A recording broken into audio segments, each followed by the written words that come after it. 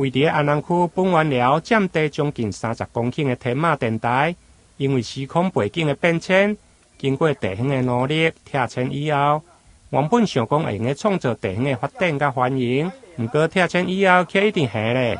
原先市府规划创意文化的专用区，不过因为牵涉大额的投资，招商一直无顺利，7年来一直趴远。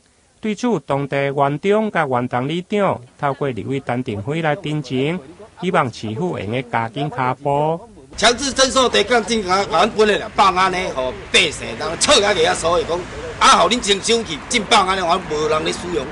无你嘛讲整理互无操啊，互百姓就要遐做哪像公务，恁要招商，你招商嘛，迄嘛是以后的代志。你嘛要先有即块地方活用，啊，我放的也无要管，也无要插，也无要整理。啊！你若讲无钱，啊无钱，你用啥人有钱？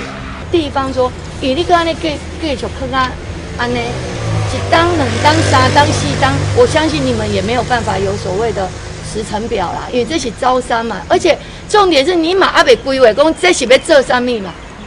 好，顶多它土地变更是文创而已，那你要怎么走不知道，所以你还要再多少家？可是是不是事先可以先把这环境？稍微看怎么规划一下，因为这个有路面嘛，伊安怎伊个有电台，起码互人伫地方家是不是有什么样的改变一下？因为好不容易花了4年的时间已经变更了，啊，交工你把它变更一个更有价值的土地，一般不会又把它变成最基本的这种公共设施啦。所以而是讲要做这种文创专区的话，创意专区的话，所以我们当初有设定说有一些比较高商业度的空间的使用度比例袂使伤高，袂当超过10%啦。啊，这就是足侪人感觉讲做文化的物件，自偿率伤低啦，较袂趁钱啦。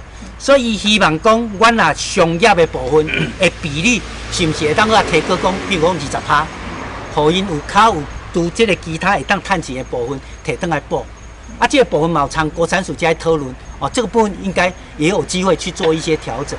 当地里长表示，过去电台无清刷，至少环境还阁有维护。现在刷走以后，平时大门就拢关掉的，造成内面的杂草丛生。因此，当地里长反映，伫还未招商出去进前，至少环境要维护好。对此，文化局回应会尽速来处理。台南新闻林根采访报道。